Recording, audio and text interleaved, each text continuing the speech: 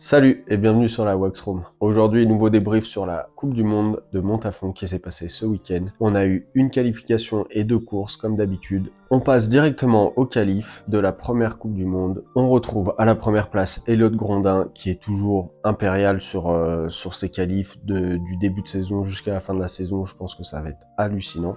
On a Lorenzo Somariva, l'Italien, qui arrive à la deuxième place des qualifications. On a Jacob Dussek qui arrive à la troisième place. Faut savoir qu'on est en Autriche, les Autrichiens vont être en feu ce week-end, donc je vous laisse regarder la suite parce que les 2 jours de finale, c'était incroyable. En ce qui concerne nos Français, Lohan Bozzolo qui se qualifie à la 6e place, Eden Cholet à la 7e place. On a Merlin Surget qui arrive à la 10e place sur ses qualifications. On a Thomas Julien qui arrive à la 14e place. Thomas Julien, comme d'hab, il ride très propre. Tous les riders là, ils ride super propre et ça va de mieux en mieux. On a Léo Leblé aussi qui se qualifie pour cette première finale, donc c'est super. Il prend le premier cut, il prend une 18e place. Et ensuite, on retrouve Ken Buanou. Ken, ça faisait un moment qu'on l'avait pas vu devant les qualifs, donc c'est super. Je suis super content pour lui. En ce qui concerne les filles, on retrouve Chloé Trespech à la première place des qualifications. Juste derrière elle, on retrouve Eva Samkova et à la 3e place, on retrouve Miki Mioli. Faut savoir que Charlotte Banks est juste derrière à la 4e place, donc le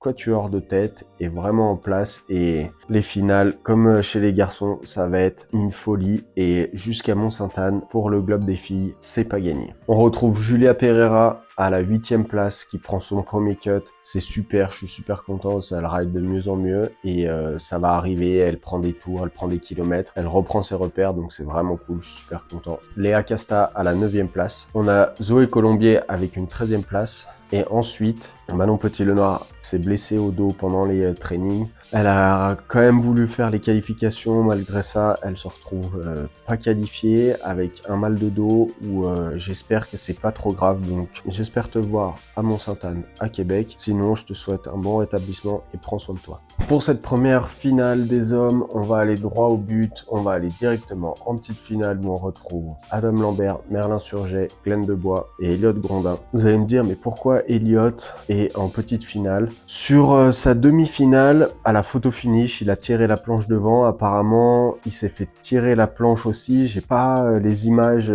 pour ça. Ce que j'ai compris, c'est qu'il serait blessé au niveau du pied ou de la cheville. Il a fait un late start et il a juste dévalé la pente pour prendre les points. Et c'était très très bien calculé. Et je vous expliquerai pourquoi après. Mais Elliott Grondin se retrouve 8e de cette première finale à Montafon. Et ensuite, à la grande finale, une très très grande finale. Donc on a Alessandro Amerlet, Julien Thomas, Léo Leblé et Julien Loufner. Des pointures dans le snowboard. Léo Leblé cherche son premier podium de la saison. Léo a très très bien ridé tout le long, mais Alessandro Amerlet est chez lui à Montafon. Il a son public et on sent qu'il a envie de donner tout ce qu'il a et il est impérial sur cette piste. Il y a pas photo. Donc à 4, il ride très très fort, il a des planches qui glissent très très vite. Mais c'est sans compter Léo Leblé qui donne sa vie dans le parcours, qui fait 2-3 fautes mais qui revient à chaque fois sur la vitesse, sur les lignes et tout. Et c'était juste magnifique. Sur la photo finish, Léo Leblé passe à ça de Loufner. Donc du coup, Léo Leblé, 2e, Julien Loufner, 3e et Alessandro Amerlet, impérial chez lui, qui gagne chez lui, qui prend 100 points au classement général, donc c'est super.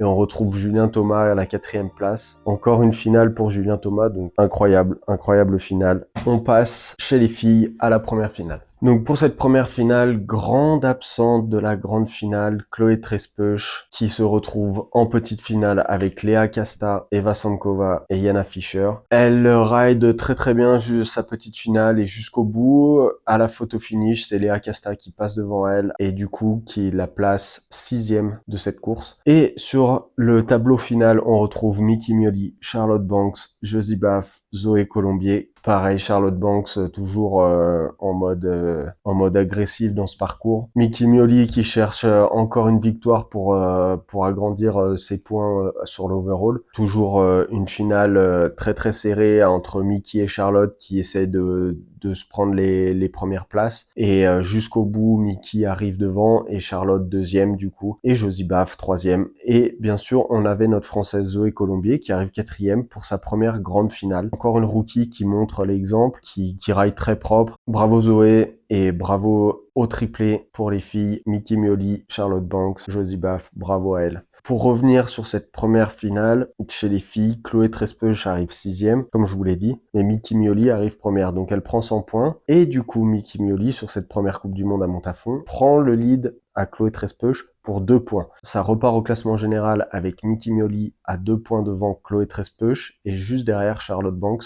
Prend des points jusqu'au bout et comme je vous ai dit, rien n'est joué chez les filles. Comparé aux garçons où malgré que Elliott arrive 8e, il a assuré son globe jusqu'à Mont-Sainte-Anne. Même à Mont-Sainte-Anne, s'il peut pas courir, il aura quand même son globe parce que même si Alessandro Amerlet gagne ses 2 Coupes du Monde à Mont-Sainte-Anne, il n'aura pas assez de points pour revenir sur Elliott Grondin. Donc bravo Elliott, ce globe, tu le mérites parce que tu as dominé la discipline toute la saison. Donc bravo à toi. J'espère que c'est pas trop grave ce que tu as et qu'on va quand même pouvoir te voir sur la piste à Mont-Sainte-Anne parce que c'est quand même chez toi. Et je sais que ça te tenait à cœur de courir chez toi et de soulever ce globe devant un public après un podium. Donc j'espère que ça va aller et on croise les doigts pour te voir à Mont-Sainte-Anne. Donc pour cette deuxième Coupe du Monde à Montafon, le dimanche, on part directement 4 par 4. On prend tous les athlètes de la 16e de finale jusqu'à la finale pour les garçons, du 8e de finale jusqu'à la finale pour les filles. Je vous raconte ce qui s'est passé, c'est parti. Pour cette deuxième finale, on retrouve pas mal de Français et pas mal d'Autrichiens aussi qui sont dans les tableaux finaux. On retrouve aussi Evan Bichon, un Canadien que j'apprécie énormément sur le circuit et qui arrive sur son meilleur résultat de la saison, voire de sa carrière. Il arrive à la petite finale à la 7e place, c'est super, je suis ultra content pour lui parce qu'il reprend un peu des places au général. On retrouve aussi Quentin Sokdega à la petite finale et qui gagne cette petite finale. Winter Cody aussi, un Américain qui fait et du border et du géant parallèle, donc ça c'est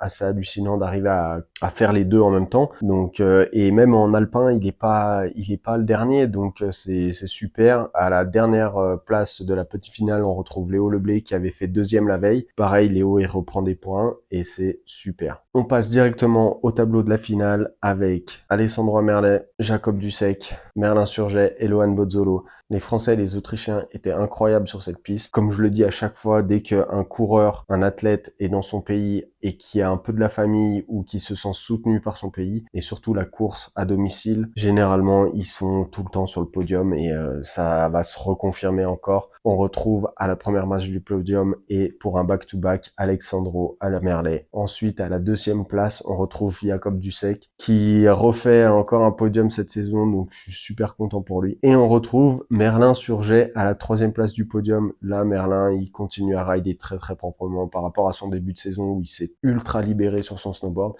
Donc chapeau les gars, bravo à tous, c'est super. Donc pour le classement général, comme je vous l'ai dit avant, ça va pas trop changer à part sur les de la deuxième à la 30e place. Mais Alessandro Amerlet reprend encore des points sur le troisième. Donc, il n'y a pas de problème. Elliott Grondin avec le globe à Mont-Sainte-Anne. Alessandro Amerlet qui va essayer de construire cette deuxième place pour arriver à Mont-Sainte-Anne et avoir la deuxième place du général. On passe directement aux filles. C'est parti. Pour la deuxième finale des filles, on retrouve 2 Françaises dans le top 8. Donc, à la petite finale, on retrouve Eva Somkova, Belle Brokoff, Léa Casta et Sina. En sachant que cette petite finale, il y a eu un gros crash avec Sina et Léa Casta. Sina n'arrive plus à absorber le whoops dans une ligne droite, se fait éjecter, emporte Léa en même temps. Du coup, deuxième carton jaune pour Sina, carton rouge, la prochaine Coupe du Monde interdit de départ. Donc ça veut dire qu'à Mont-Sainte-Anne, si elle vient, donc je pense qu'elle va venir parce qu'il faut qu'elle construise son général, elle aura qu'une course le dimanche à faire. C'est dommage et je reviens un peu sur la vidéo que j'avais fait sur les cartons jaunes, c'est que là c'est déjà le deuxième carton rouge en une saison qu'on distribue, donc il va falloir commencer à revoir un peu ça. Après là il est vraiment justifié ce carton rouge. Ce carton jaune est justifié parce qu'elle arrive et elle contrôle plus rien. C'est justifié. Est-ce que son premier carton jaune était justifié aussi? Oui. Ça fait quand même un peu mal de voir un autre carton rouge distribué à un autre athlète. Le premier carton rouge qui avait été distribué, c'était à Evan Bichon en Géorgie et il n'avait pas pu participer à la deuxième course en Géorgie, donc c'était un peu frustrant moment pour ça. Donc bon, c'est comme ça, on passe directement à la finale. Et quelle finale, parce qu'on retrouve Chloé Trespeuch, Charlotte Banks, Josie Baff et la dernière, Lindsay Jacobellis, la doyenne chez les femmes. Une finale qui commence très rapide avec Josie Baff qui prend le meilleur départ et tout de suite après, Charlotte et Chloé, elles ride ensemble jusqu'au jump, jusqu'au virage 2. Et là, Charlotte et Chloé sautent ensemble. Au landing, Charlotte se prend les pieds dans la planche de Chloé. Du coup, Charlotte tombe. Chloé évite la chute et Chloé garde le lead jusqu'au bout. On a derrière Lindsay Jacobellis et Josie Baff qui suivent la cadence. Et jusqu'au bout, il n'y a pas vraiment de suspense. C'est Chloé Trespeuch qui arrive en première, Lindsay Jacobellis deuxième et Josie Baff troisième pour cette deuxième finale à Montafon. Faut savoir que Lindsay Jacobellis, sur 120 départs en Coupe du Monde, elle a 60 podiums et dont 31 victoires. Hallucinant de sa part. Bravo à elle parce que elle continue à rider. Elle est toujours dans le top 5 des filles ou dans le top 10 des filles. Donc bravo. Et bravo à toutes les filles. Et du coup, pour le classement général des filles, rechamboulement. Chloé Trespeuch reprend le lead jusqu'à Mont-Sainte-Anne pour les 2 dernières courses. Donc, restez connectés. J'espère que vous allez pouvoir regarder ça en direct chez vous parce que les 2 finales à Mont-Sainte-Anne, ça va être hallucinant chez les filles. Tout va jouer là-bas. Surtout, tout va jouer sur la première course. Si Chloé arrive à gagner la première course, je pense qu'elle peut consolider son globe. Si il y a un petit problème et qu'elle arrive en petite finale ou qu'elle se fait sortir avant les petites finales, ça va être très compliqué de garder ce lead et de se battre encore le lendemain. Donc mentalement, ça va être très dur, mais je pense qu'elle va y arriver. Ça va faire un spectacle de malade chez les filles. Allez, j'espère que cette vidéo vous a plu. N'oubliez pas de vous abonner à la chaîne YouTube, à Instagram, à Facebook, à tout ce que vous voulez, c'est dans la description. Dites-moi qui vous pensez chez les filles va remporter ce globe de cristal à Mont-Sainte-Anne. Comme ça, on peut en débattre dans les commentaires. Restez connectés, on se donne rendez-vous la semaine prochaine. Allez, ciao!